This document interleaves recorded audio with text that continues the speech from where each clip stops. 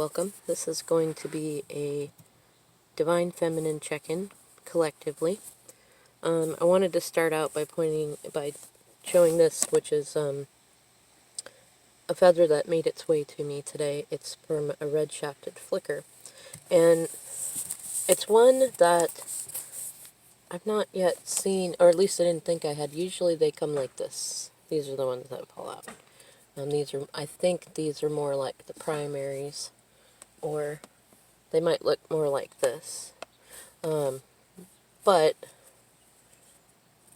it's funny because it reminds me of a couple of things. One, whenever I see woodpecker feathers, I think about listening. The woodpeckers will listen to the little tiniest scurrying sounds of bugs, and then tap, tap, tap, and they'll listen again and see if they got any movement, and then they'll drum their way in, which is why they're also considered to be drummers.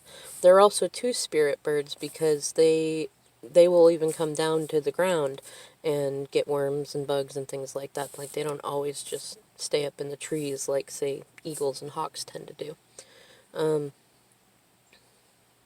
it feels connected. In fact, my masculine had sent me a picture of a feather that he found that all I could see was this end, and I could have sworn from the picture it looked like a robin feather, but odd. And I think robin was relevant at the time to what he and I needed to know, but I think actually that it was a flicker feather, which has always been a strong totem of mine. It's also very much related to horse totems, which are relevant for us both. And anyways, I don't know whether the message is that we need to listen more. I mean, we could be getting more into our egos, Divine Femmes.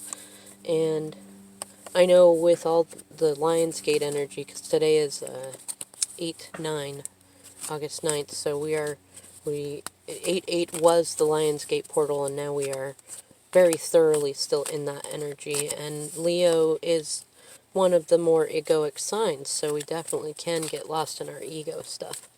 But it feels like a lot of where we are collectively is kind of in this grieving stage of recognizing what reality is and is not, while also recognizing the manifesting of what we want. Like, there's kind of a fine balance.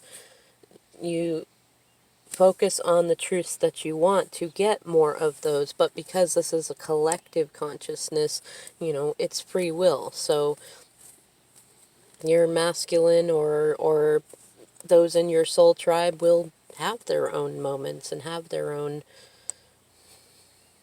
times when they are not wanting to or not able to play along with the healthy, happy manifestations that a lot of Divine Feminines want to have going. But I'm curious kind of what the collective is feeling right now. And, well, you know what? I'm gonna look at this first one that came out. So this is kind of funny. This is very much a Divine Feminine card. This is the Nine of Pentacles. It's just before the Ten of Pentacles, right? So this is like being single and glowing up and kind of like showing off but not trying to. Like, everybody admires the Nine of Pentacles garden, and she's got that bird on her arm that wants to be there, and it tamed itself for her, and she's very comfortable. Like, she doesn't exactly look happy though, right? She's just comfortable. She's, she wants the Ten of Pentacles, but she's comfortable the way that she is, and that does very much resonate. And on the bottom, of course, Soulmates card. That's in our shadows. And right underneath that, Five of Wands in reverse. So, yeah, like, collectively, we're all kind of thinking about that sweetness and that kindness, whether it be with our Divine Masculines or just desiring that connection again in general, and for whatever reason not getting it because of some kind of immaturity or drama for drama's sake. Yeah, hot topic on top. Justice. Karma. Karmics. This is on our minds today. Yes? Middle of the deck. Ace of Cups, right? Yeah.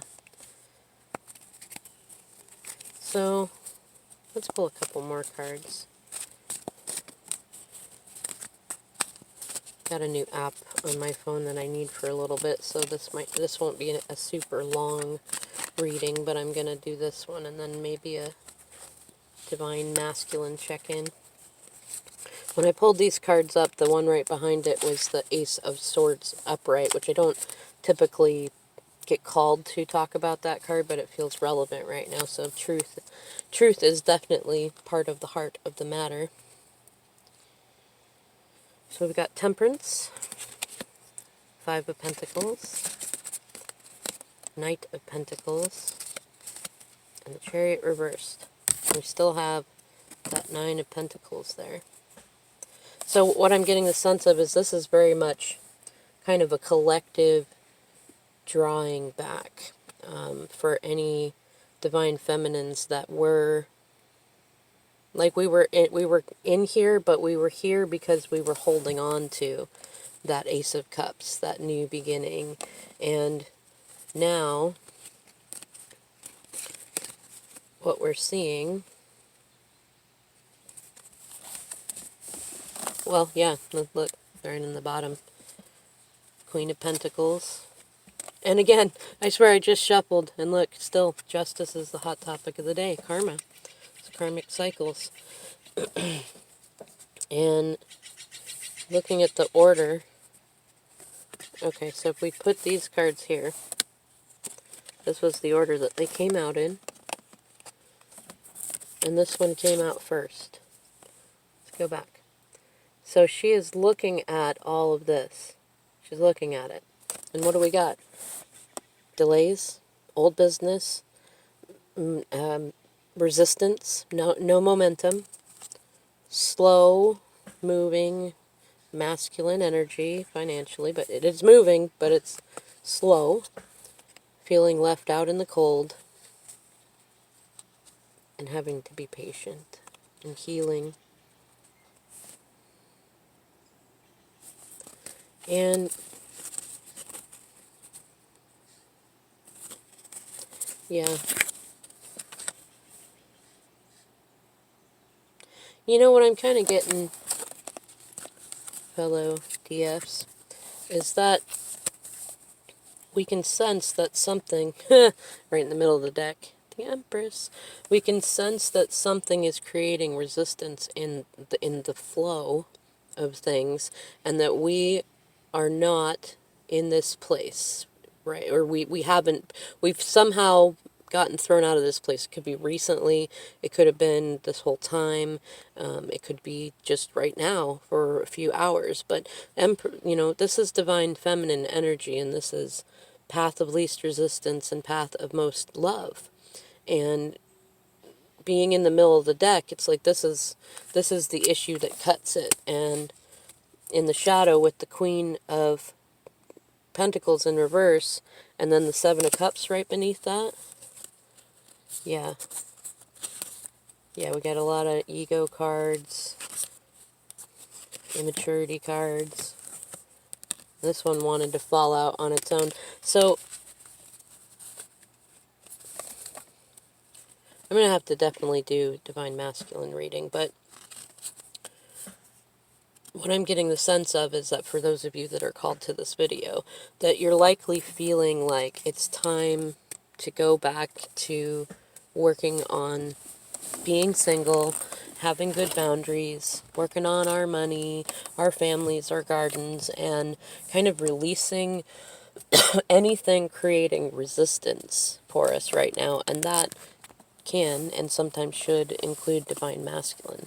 What I'm going to say is check out the Divine Masculine reading that I'll do next. I might do a couple, like one for just Divine Masculine on his own, and maybe one for Divine Masculines who are in karmic relationships or have third-party situations going on.